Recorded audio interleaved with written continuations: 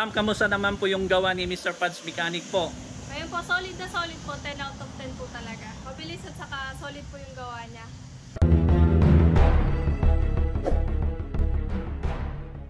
Yung gagawin dito, no? About Wigo 2014. So gagamitan muna natin siya ng scanner.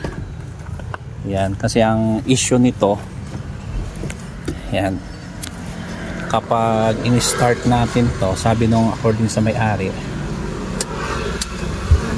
yan, masyado siyang mapalag. Yan, pag sinit yung aircon, namamatay.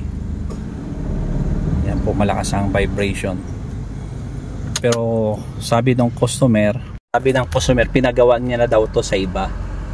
At sinabi niya yun yung problema, issue, pina-PMS niya. Ang ginawa lamang ng mekaniko ay tinaasan lang yung RPM at ginalaw. So i-scan po natin siya. Itan po natin siya ng scanner. Open po natin yung scan natin. Para makita natin yung problema.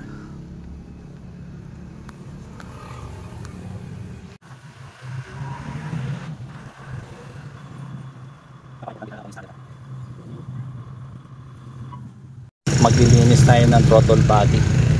Ito yung lilinisan natin, RPM, at marumi na yung ano niya, kailangan siya linisin. So ito yung throttle body, linisin na natin yung stroke. Ayan. Sabi po madam ng ano, nilinis na to? Opo. Hindi, napakarumi oh. Hindi po tinanggal. Throttle body ninyo. So lilinisin po natin.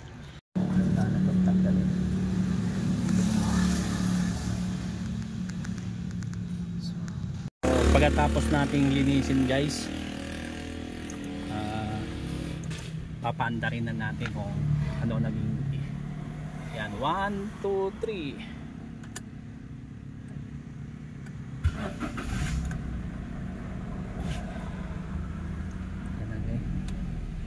Ang issue nun dati, pag in-aircon namamatay.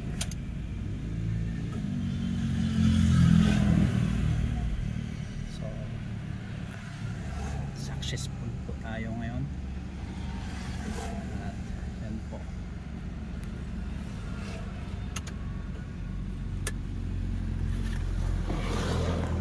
So okay na po. Wala natin yung ano, solusyon. Mayroon po itong customer, si Jade. Nagawa po natin yung problema niya ng kanyang sasakyan na ang RPM ay nagluloko. Pag nag-aircon siya ay namamatay, dahil time magkakaroon ng ano, station yung kanya pong RPM. So tanungin natin siya kung ano yung masabi niya, dahil nga po nilinisan po natin ang throttle body, at the same time ginamitan din natin scanner. Isa sa maganda sa mga mekaniko na mayroon pong scanner para yung problema ay madaling masolve. So tanungin po natin siya. Ma'am, kamusta naman po yung gawa ni Mr. Pads Mechanic po? Ngayon po, solid na solid po. 10 out of 10 po talaga. Mabilis at saka solid po yung gawa niya. Ayos po talaga yung problema.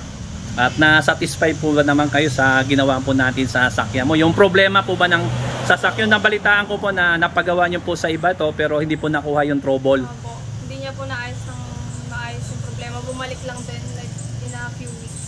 So yung guys, ano, sabi sa kanya ni ma'am, ginalaw na daw yung throttle body, pero nakita nyo naman yung binaklas natin, di ba ma'am? Napakarumi, hindi po ginalaw, at syempre padoble lamang po si ma'am ng gastos.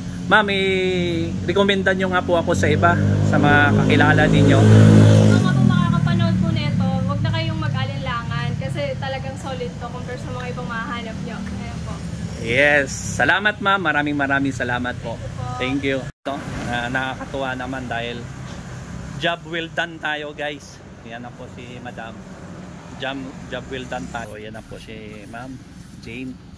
So salamat.